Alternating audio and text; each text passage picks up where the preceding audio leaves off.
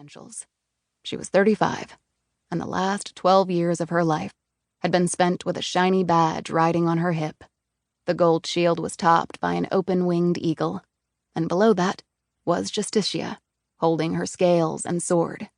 It was fitting, Pine thought, that a female was depicted on the badge of the preeminent law enforcement agency in the world. She had relinquished her Glock 23 pistol to the guards. Pine had left in her truck the Beretta Nano that normally rode in an ankle holster. This was the only time she could remember voluntarily handing over her weapon. But America's only federal supermax had its own set of rules by which she had to abide if she wanted to get inside, and she very much did. She was tall, over 5'11" in her bare feet. Her height had come from her mother, who was an even 6 feet. Despite her stature, Pine was hardly lithe or willowy.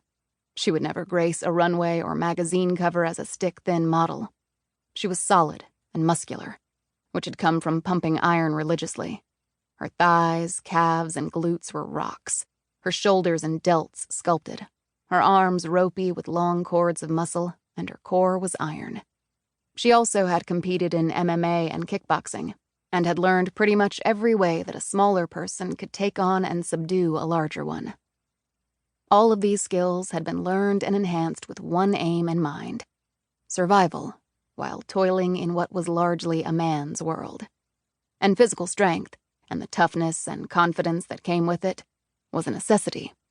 Her features were angular, and came together in a particularly attractive, almost bewitching manner.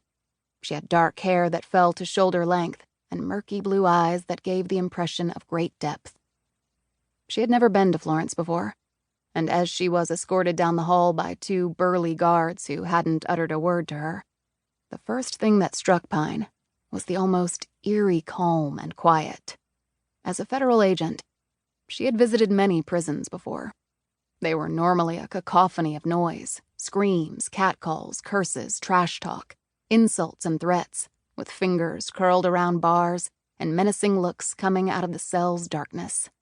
If you weren't an animal before you went to a max prison, you would be one by the time you got out, or else you'd be dead. It was Lord of the Flies, with steel doors and flush toilets. Yet here, it was as if she was in a library. Pine was impressed.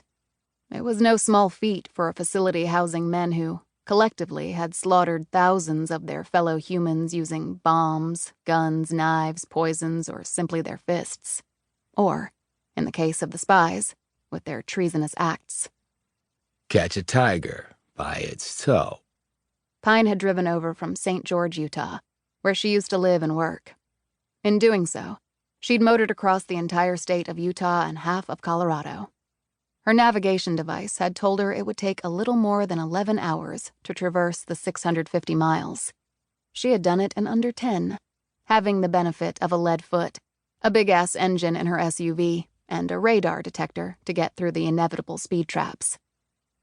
She'd stopped once to use a restroom and to grab something to eat for the road. Other than that, it had been pedal to the floor mat.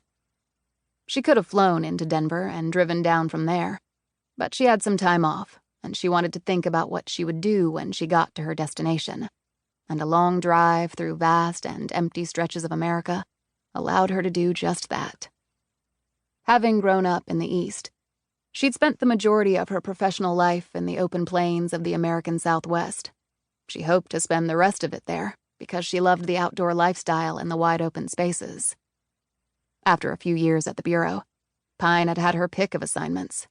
This had been the case for only one reason. She was willing to go where no other agent wanted to. Most agents were desperate to be assigned to one of the FBI's 56 field offices. Some liked it hot, so they aimed for Miami, Houston, or Phoenix. Some aimed for higher offices in the FBI bureaucracy, so they fought to get to New York or D.C. Los Angeles was popular for myriad reasons, Boston the same. Yet Pine had no interest in any of those places. She liked the relative isolation of the RA, or resident agency, in the middle of nothing. And so long as she got results and was willing to pull the duty, people left her alone.